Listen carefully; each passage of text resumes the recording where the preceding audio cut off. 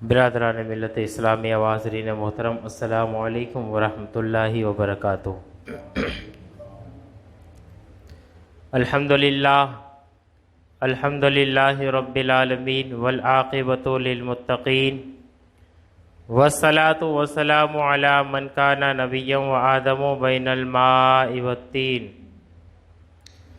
وعلی آلہ واصحابہ الطیبین الطاہرین، اما بعد فاعوذ باللہ من الشیطان الرجیم، بسم اللہ الرحمن الرحیم۔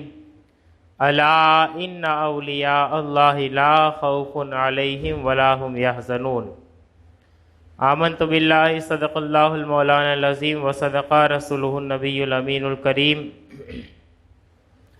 ونحن علی ذلک لمن الشاہدین والشاکرین والذاکرین، والحمد للہ رب العالمین۔ غوث اعظم و من بے سر و ساما مدد، قبلہ دی مدد، کعبہ ایما مدد، بگردہ بے بلا افتاد کشتی، صحیح فارے شکستہ رات کشتی، بحق کے خواجہ عثمان ہاروں، مدد کن یا معین الدین چشتی۔ آئیے سب سے پہلے ہم اور آپ مل کر دستور اہل سنت و جماعت کے مطابق اپنے اور ساری کائنات کے مرکز عقیدت انیس بے کسا، چار اساس درد مندہ، فخر رسولہ، سیاح لامکہ، سرور انس و جا، نیر بطحا، احمد مجتبیٰ، سیدنا محمد المصطفیٰ، ارواحنا فداہ صلی اللہ تعالیٰ علیہ وسلم کی بارگاہ بے کس پناہ میں اپنی غلامی کا ثبوت دیں، بآواز بلند ہدیہ درود نشاور کریں اور پڑھیں، اللہم صلی علی سیدنا شفیعنا حبیبنا مولانا محمد بارک وسلم، صلاۃ و سلام علیک یا رسول اللہ وسلم علیک یا نبی اللہ صلی اللہ تعالیٰ علیہ وسلم۔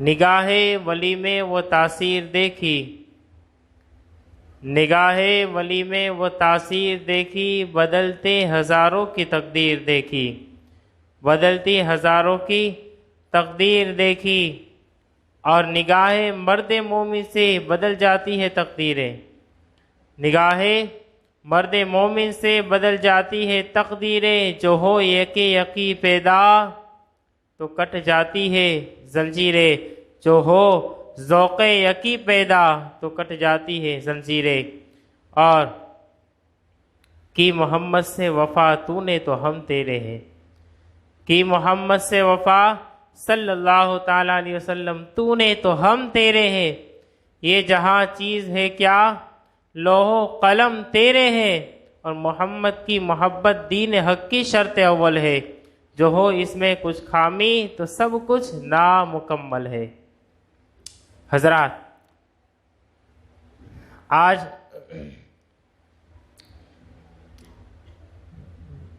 ذکر کرنا ہے، تذکرہ کرنا ہے ہندوستان کی عظیم الشان ہستی، اور صرف ہندوستان ہی نہیں بلکہ ہندوستان کے باہر بھی اللہ رب العزت نے پوری دنیا کے اندر اللہ رب العزت نے ان کو شہرت عطا فرمائی، اور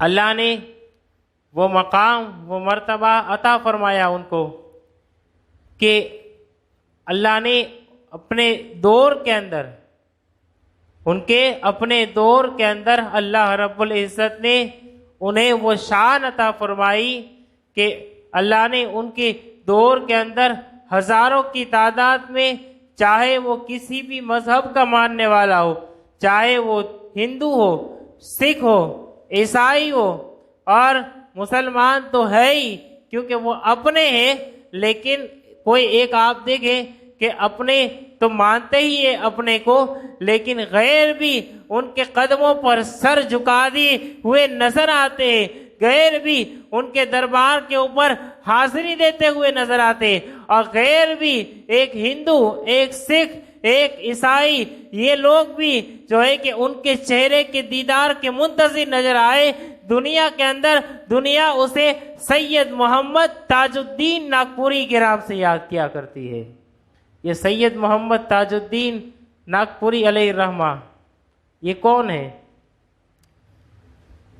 ناگپور مہاراشٹر کا ایک شہر ہے، اور وہاں پر آپ کا مزار مقدس، اور دنیا جنہیں تاج الدین بابا، تاج الاولیاء، تاج الورا، یہ سب آپ کے لقب ہے۔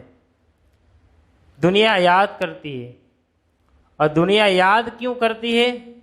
کہ جو اپنا سب کچھ اللہ اور اللہ کے بندوں کے لیے قربان کر دیتا ہے، وہ دنیا میں رہتا ہے، دنیا ان کے قدموں میں دکھائی دیتی ہے، دنیا سے چلا جاتا ہے، دنیا پھر بھی ان کا تذکرہ کرتے ہوئے نظر آتی ہے۔ جو اپنا سب کچھ قربان کر دیتا ہے، یہ تاج الدین اولیاء، تاج الدین بابا ناگپوری علیہ الرحمہ، ان کے تعلق سے، ان کی سیرت کے تعلق سے کچھ باتیں سماعت کرنی ہے۔ حضور تاج الدین بابا علیہ الرحمہ، آپ کا نام محمد، اور آپ سید ہے، اور کیسے سید؟ نجیب الطرفین سید ہے، جس طریقے سے حضور غوث الاعظم دستگیر رضی اللہ تعالیٰ عنہ نجیب الطرفین سید ہو۔ سید ہوتا ہے، اللہ رب العزت نے انہیں سید ہونے کی وجہ سے ہی مقام عطا فرمایا، لیکن وہ سید بڑی شان والا ہوتا ہے کہ جو نجیب الطرفین سید ہوتا، یعنی کہ جن کا شجرائے نسب ماں کی طرف سے بھی امام حسن و حسین مولا کائنات سے ہو کر کے سرکار دو عالم صلی اللہ تعالیٰ علیہ وسلم سے ملے، اور جن کا شجرہ باپ کے طرف سے بھی امام حسن و حسین سے ہو کر کے مولا کائنات سے ہو کر کے سرکار دو عالم صلی اللہ تعالیٰ علیہ وسلم کے دربار میں پہنچے، یہ نجیب الطرفین سید۔ اور حضور تاج الدین بابا رحمۃ اللہ تعالیٰ علیہ، آپ نجیب الطرفین سید، آپ خود فرماتے ہیں کہ میں سرکار دو عالم صلی اللہ تعالیٰ علیہ وسلم کی 34ویں پشت میں، یعنی کہ میں حسنی سید ہوں، والد کی طرف سے خود شجرہ بیان کرتے اور فرماتے کہ میں والد کی طرف سے حسنی سید ہوں اور والدہ کی طرف سے حسینی سید ہوں۔ اور حضور تاج الدین بابا رحمۃ اللہ تعالیٰ علیہ، آپ کے آباء و اجداد عرب سے تھے، اور پھر ہندوستان آنا ہوا کسی سلسلے میں، تو آپ کے آباء و اجداد پہلے آئے مدراس، اور پھر مدراس سے پھر وہ سلسلہ بڑھتا گیا شہر بشہر، اور پھر کیونکہ اللہ نے کسی کو شان دینی ہوتی ہے، اور کسی کو مرتبہ اور مقام ولایت تک کوئی بندہ ایسے ہی نہیں پہنچ جاتا، کوئی بندہ ایسے ہی نہیں پہنچ جاتا، اس کے لیے اعلیٰ خاندان ہوتا ہے، اعلیٰ نسب ہوتا ہے، اور ماں باپ بھی ایسے ہوتے ہیں، ماں باپ ایسے ہوتے ہیں، تبھی تو اولاد کے اوپر اس کے اثرات نظر آتے ہیں۔ ماں باپ بھی ٹھیک نہ ہو تو پھر اولاد ولی کامل تھوڑی ہوتی ہے، اولاد ولی کامل تھوڑی ہوتی ہے۔ 4 سال کا ایک بچہ ہے، آپ توجہ سے سنیں، 4 سال کا ایک بچہ ہے، اب وہ مدرسے میں جاتا ہے، اس کی رسم بسم اللہ خوانی کی جاتی ہے، اور استاذ نے کہاں پڑھو بیٹا بسم اللہ الرحمن الرحیم، وہ بچہ بسم اللہ سے شروع کرتا ہے، پوری سورہ فاتحہ ختم کر دیتا ہے، بولو سبحان اللہ، پوری سورہ بقرہ ختم کر دیتا ہے، سبحان اللہ بولتے جاؤ، سورہ آل عمران ختم کر دیتا ہے، 1 پارہ 2 پارہ، تیسرا پارہ ختم کر دیتا ہے، چوتھا پارہ ختم کر دیتا ہے، اور 5 6 7 8 یہاں تک کہ روایت میں آتا ہے 17 پارے وہ بچہ ختم کر دیا کرتا ہے۔ اور پھر پوچھا جاتا ہے کہ تم نے یہ 17 پارے 4 سال کی عمر میں کہاں سے یاد کیے؟ کہا میری ماں 17 پارے کی قرآن کی حافظہ ہے، میں ان کے پیٹ میں تھا، وہ روزانہ 17 پارے کی تلاوت کیا کرتی تھی، میں اپنی ماں کے پیٹ میں رہ کر کے 17 پارے کا حافظ بن کر کے پیدا ہوا، دنیا اسے غوث الاعظم دستگیر کے نام سے یاد کیا کرتی ہے۔ تو یہ تعلیم و تربیت کا نتیجہ ہوتا ہے. باپ بھی شان والا ہو، ماں بھی شان والی ہو، تو پھر اللہ رب العزت انہیں وہ شان، وہ عظمت عطا فرما دیتا ہے. اور پھر ان کے گھر میں پیدا ہونے والا بچہ عام بچوں کی طرح نہیں ہوتا، معمولی بچوں کی طرح نہیں ہوتا، بلکہ اللہ رب العزت انہیں ولیوں کا سلطان بنا کر کے پیدا فرماتا ہے. اور پھر یہ سرکار تاج الاولیاء والد محترم بڑے نیک ہے، بڑے متقی پرہیزگار ہے.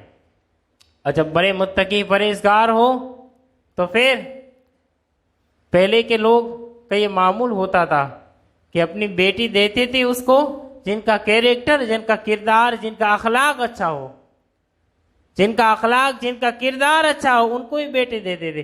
آج ہم لوگ کا الٹا ہو گیا ہے، بیٹے کی جو ہے کہ اس کو بیٹی ہم دیتے ہیں جن کی انکم اچھی ہو، جن کا روزگار اچھا ہو، جن کی کمائی اچھی ہو. ان کو پہلے یہ دیکھا جاتا ہے کیسا خاندان ہے، کماؤ خاندان ہے بچہ. لیکن پہلے یہ نہیں دیکھا جاتا تھا. پہلے جو ہے کہ ہمارے جو ہے کہ دین کے اندر، مذہب کے اندر ہمارے اسلافوں کا یہ معمول تھا. پہلے یہ دیکھتے تھے بیٹا دیندار ہے کہ نہیں ہے، بیٹا دیندار ہے کہ نہیں ہے، بیٹا 5 وقت کا نمازی ہے کہ نہیں ہے، بیٹا قرآن کی تلاوت کرتا ہے کہ نہیں کرتا ہے. یہ ساری چیزیں دیکھی جاتی تھی. اس کے بعد جو ہے کہ بیٹی کا نکاح کیا جاتا تھا. وہ لوگ سمجھتے تھے کہ یہ پہلے نمبر پر ہے. کردار، آدمی کا کردار، کیریکٹر اچھا ہونا چاہیے، ورنہ لاکھوں روپے کی انکم ہو کوئی کام کی نہیں ہے. اس کی زبان اچھی نہیں ہے، اس کا کیریکٹر اچھا نہیں ہے، اس کا کردار اچھا نہیں ہے. آپ غور کریں، وہ لاکھوں روپے والا، اس کی کوئی حیثیت نہیں ہوتی ہے، کوئی ویلیو نہیں ہوتی ہے. لیکن وہی بچہ جو سماج کے اندر کسی مزدوری میں، کارخانے میں کام کر کے روز کے 400 روپے، مہینے کے 12,000 روپے کماتا ہے، لیکن 5 وقت کی نماز پڑھتا ہے، اس کا کردار اچھا ہے، اس کا کیریکٹر اچھا ہے، تو پھر اس کی سماج میں بھی عزت ہوتی ہے، اس کے گھر میں بھی عزت ہوا کرتی ہے. تو یہ چیز ضروری ہے. پہلے یہ دیکھا کرتے تھے کہ اس کا کردار، کیریکٹر اچھا ہے، کیونکہ وہ لوگ جانتے ہیں، وہ لوگ جانتے تھے کہ یہ روزی کا مسئلہ دوسرے نمبر کا ہے. یہ حقیقت بتاؤں آپ کو، یہ روزی، یہ کمانے، یہ دھندے کا مسئلہ دوسرے نمبر پر ہے. دوسرے نمبر پر کیوں ہے؟ پہلے دینداری تھی. وہ لوگ جانتے تھے اگر کوئی بے روزگار ہے، سرکار کی حدیث ہے، کوئی بے روزگار ہے، تنگ دست ہے، کوئی روزی کے اسباب نہیں، میرے آقا نے فرمایا اگر جوان ہے شادی کر لے گا اللہ اسے روزی عطا فرما دے گا. تو روزی تو مل جانی ہی ہے. پہلے لوگ یہ سمجھتے تھے. اب آپ کے والد محترم کا جب آپ کے دادا حضور نے رشتے کا بات کی، ایک نیک گھرانے کی خاتون بی بی مریم صاحبہ علیہ الرحمہ، اور بڑی پارسا نیک خاتون، نماز کی پابند، تہجد گزار، اب ان کے ساتھ آپ کا نکاح ہوا. جب نکاح ہوا اللہ رب العزت نے ایک بیٹا ان سے عطا فرمایا. ایک بیٹا 1861 کے اندر، 1861 کے اندر ناگپور کے شہر میں حضور تاجل جو ہے کہ اولیاء حضرت سیدنا سید محمد تاج الدین علیہ رحمت و رضوان کی ولادت ہوئی. اب جیسے ہی آپ کی ولادت ہوئی، گھرانہ اتنا خاندان عالی شان جو ہے کہ، اور گھر کے اندر بھی دینی ماحول. جب بندہ دینی ماحول کے اندر رہتا ہے تو پھر ان کے اثرات بھی ان کے اوپر آیا کرتے ہیں. یہ سائنس کے ریسرچ ابھی سامنے آئی ہے، آپ ذرا غور کریں. جن کے یہاں چھوٹے بچے ہیں وہ توجہ کے ساتھ سنیں. بچہ 4 سال کی عمر تک ماں باپ کو فالو کرتا ہے. گھر کے جو بڑے افراد ہوتے ہیں ان کو فالو کرتا ہے. کس انداز سے فالو کرتا ہے؟ وہ یہ نہیں دیکھتا کہ بولتے کیا ہے، وہ یہ نہیں دیکھتا کہ وہ بولتے کیا ہے، وہ بعد میں، کیونکہ اس کے اندر سمجھنے کی صلاحیت نہیں ہے، وہ یہ آبزرو کرتا ہے، وہ یہ دیکھتا ہے کہ ماں باپ کرتے کیا ہے. وہ جو ہے کہ 4 سال کی عمر میں وہ یہ دیکھتا ہے کہ بچہ جو ہے کہ ماں جو ہے کہ قرآن کی تلاوت روز صبح کرتی ہے، میرا باپ تہجد کی نماز بھی پڑھتا ہے، یا نہیں تو 5 وقت نماز پڑھتا ہے، دین کی باتیں کرتا ہے، اچھی عادت ہے، اچھے اخلاق ہے، گھر میں گالیاں نہیں دیتا، گھر میں جو ہے کہ فحش کلامی نہیں کرتا. یہ ساری چیزیں بچہ وہ آبزرو کرتا ہے، اور ان کی میموری ایک خالی میموری ہوتی ہے، کورے کاغذ کی طرح ہوتی ہے، سارے لوگ جانتے ہیں۔ وہ ساری چیزیں 4 سال کی عمر تک ان کے اندر رہ جاتی ہے۔ جب وہ ساری چیزیں رہ جاتی ہے، وہی آخری عمر تک، پوری زندگی تک وہ چیزیں بچے کے اندر رہا کرتی ہے۔ اس لیے کہا جاتا ہے کہ اپنے بچوں کی تربیت بچپن سے کرو، کیونکہ مدرسہ، اسکول، یہ ساری چیزیں تمہیں کیا سکھائے؟ مدرسہ سکھاتا ہے لیکن ہم رکھتے نہیں ہیں، لیکن اسکول کی ہماری پہلی توجہ ہوتی ہے، وہ کیا سکھائیں گے؟ وہ خود سیکھے ہوئے نہیں ہوتے، وہ کیا سکھائیں گے؟ ان کے پاس خود کے پاس اخلاق نہیں ہوتا، ان کے پاس خود کے پاس جو ہے کہ یہ ساری چیزیں نہیں ہوتی۔ یہ تو بچے کو ایک رٹا لگانا ہے، یہ ساری چیزیں رٹا لگا کر کے ان کو سکھایا جاتا ہے، پڑھایا جاتا ہے، اور یہ پھر یہ سمجھا جاتا ہے کہ ہم لوگ بڑے کامیاب اور بڑے ترقی کر گئے۔ لیکن سنو، پہلی درسگاہ ماں باپ کی گود ہوتی ہے، اور وہی درسگاہ اگر ٹھیک نہیں ہے، پہلا مدرسہ، پہلا کلاس ماں باپ کی گود ہوتی ہے۔ تو آپ کے گھر کے اندر اگر چھوٹے بچے ہیں تو پھر آپ کو اس بات کے اوپر توجہ دینی چاہیے کہ اس بچے کے اوپر اثرات کیا پڑتے ہیں۔ ہم گھروں کے اندر لڑائی جھگڑا یہ ساری چیزیں کرتے ہیں، تو بچے کے اوپر کیا اثرات پڑتے ہیں، یہ ساری ہمیں غور و فکر کرنا چاہیے۔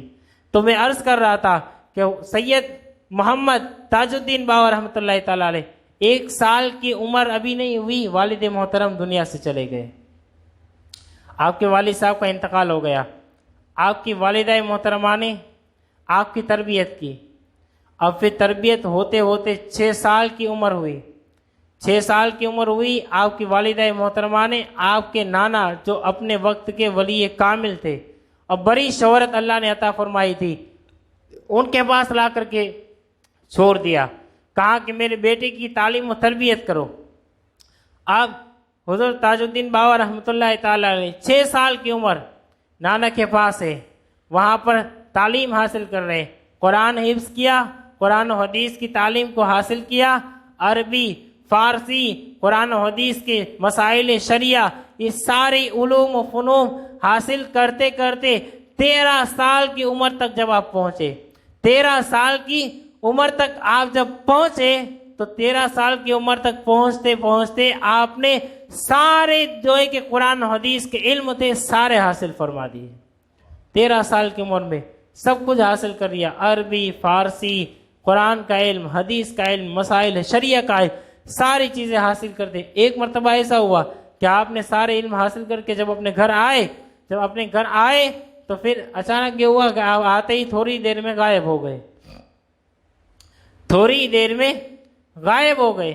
جب آپ غائب ہو گئے، اب آپ کو آپ کے چاہنے والے نے، گھر والوں نے، آپ کے نانا نے، بہت سارے لوگوں نے تلاش کیا، یہاں تک کہ اسی جستجو میں 2 سال نکل گئے۔ تاج الدین باوا رحمۃ اللہ تعالیٰ علیہ کسی کے ہاتھ نہیں آئے، کسی کو نہیں ملے، کسی کو پتہ ہی نہیں چلا۔ آپ کے نانا نے بڑی محنت کی، تلاش کرنے میں 2 سال لگا دیے، لیکن آپ ملے نہیں۔ تو اسی جو ہے کہ عالم میں اور اسی ایک غم آپ کا نانا کو لاحق ہو گیا، اور یہ جو ہے کہ حادثہ جب ہو گیا کہ آپ غائب ہو گئے، کسی کو ملتے نہیں، گئے کہاں؟ اسی عالم میں آپ کے نانا کا انتقال ہو گیا۔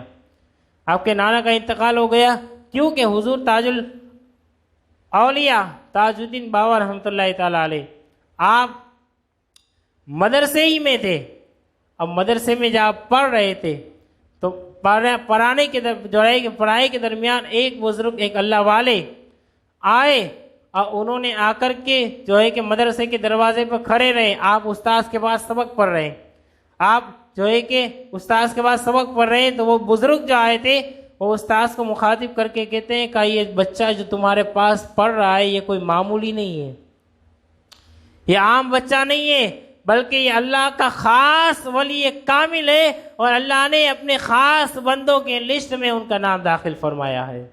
اور پھر آپ وہاں پر تعلیم و تربیت حاصل کرتے ہیں۔ پھر اچانک وہ بزرگ اللہ والے حضور تاج الاولیاء تاج الدین باوا رحمۃ اللہ تعالیٰ علیہ کو مخاطب کر کے کہتے ہیں، ساری جو ہے کہ کہا کہ بیٹا اللہ نے تمہیں بہت بڑا مقام و مرتبہ عطا فرمایا، تم اس کی قدر و قیمت کرنا۔ یہاں تک کہ بہت دیر تک وہ اللہ والے اسے نصیحت کرتے رہے، نصیحت کرتے رہے. یہی عالم تھا کہ 13 سال کی عمر میں آپ نے دنیا کو ترک کیا. دنیا کو ترک کر کے آپ جنگل و بیابان میں چلے گئے. کوئی پرواہ نہیں, ساری چیزوں کو چھوڑ کر کے دنیا سے لاپرواہ ہو کر کے آپ صرف اللہ رب العزت کی عبادت و ریاضت کے اندر رہتے. جنگل و بیابان میں عبادت و ریاضت اور ذکر خیر کرنا, اللہ کو یاد کرنا بس. اور ایک اللہ کے ولی کا یہی مقصد ہوتا ہے, وہ دنیا کے پیچھے نہیں لگتے. جو دنیا کے پیچھے نہیں لگتے, دنیا پھر ان کے قدموں پہ جھکتی ہوئی دکھائی دیتی. دنیا کے پیچھے وہ نہیں لگا کرتے. درود شریف پڑھ لیجیے, اللہم صلی علی سیدنا شفیعنا حبیبنا مولانا احمد رسول صلی اللہ علیہ وسلم صلی اللہ علیہ وسلم.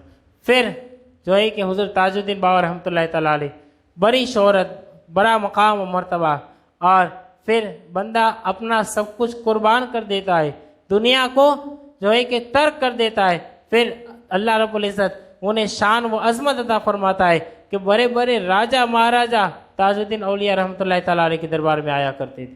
گھنٹوں ناگپور کا جو مہاراجہ راجہ تھا وہ تاج الدین بابا رحمۃ اللہ تعالیٰ علیہ کے دربار میں آتا تھا, گھنٹوں بیٹھا کرتا تھا. ان کی خواہش یہ تھی کہ بابا آپ آئے, میرے محل میں رہا کرے, اب میں اپنے محل کے اندر آپ کو ایک کوٹھیا بنا دیتا ہوں, آپ کو ایک کوٹھی بنا دیتا ہوں, ایک محل کی طرح بنا دیتا ہوں, آپ وہاں رہتے, آپ وہاں رہے.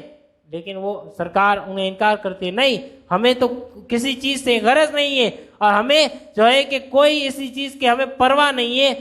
پھر وہ گھنٹوں بیٹھا کرتا تھا, وہ ایک خواہش مند رہتا تھا کہ میں جو ہے کہ اپنی زندگی کا زیادہ تر عرصہ میں تاج الدین بابا رحمۃ اللہ تعالیٰ علیہ کی خدمت میں بیٹھا کروں.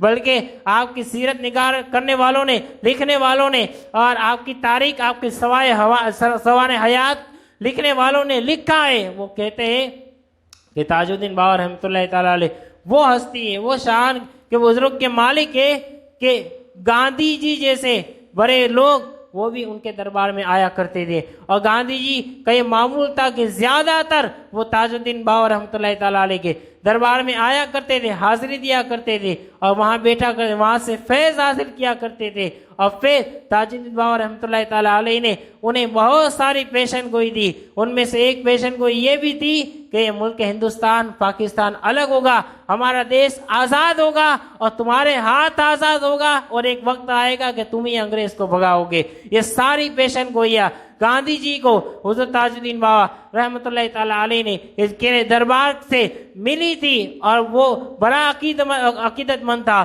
اور بہت جو ہے کہ چاہنے والا تھا تاج الدین بابا رحمۃ اللہ تعالیٰ علیہ کا. اور آپ کے چاہنے والے, آپ کے مریدین, معتقدین, آپ کے ماننے والے لکھتے کہ حضور سرکار تاج الاولیاء رحمۃ اللہ تعالیٰ علیہ وہ جو ہے کہ ان کی کرامتیں, اور جو ہے کہ ان کی کرامتوں سے بڑی بڑی کتابیں لکھی ہیں لکھنے والوں نے, اور ان کی کرامتیں بیان کرنا جو ہے کہ کیا بیان کرے. لیکن ولی کی کرامت یہ ہوتی ہے کہ وہ دنیا کو چھوڑ دیتا ہے, اللہ کی طرف اپنی لو لگا لیتا ہے. یہی سب سے بڑی ولی کی کرامت ہوتی ہے. ورنہ لکھنے والے لکھتے ہر قدم پر دن میں کئی ایک کرامتوں کا ظہور حضور تاج الاولیاء رحمۃ اللہ تعالیٰ علیہ کے جو ہے کہ ذات پاک سے ہوتا تھا. اور آپ کے جو ہے کہ دربار میں بہت سارے لوگ, ایک مرتبہ آپ کے دربار میں جو ہے ایک سارے لوگ بیٹھے, مریدین معتقدین بیٹھے, اچانک ایک سانپ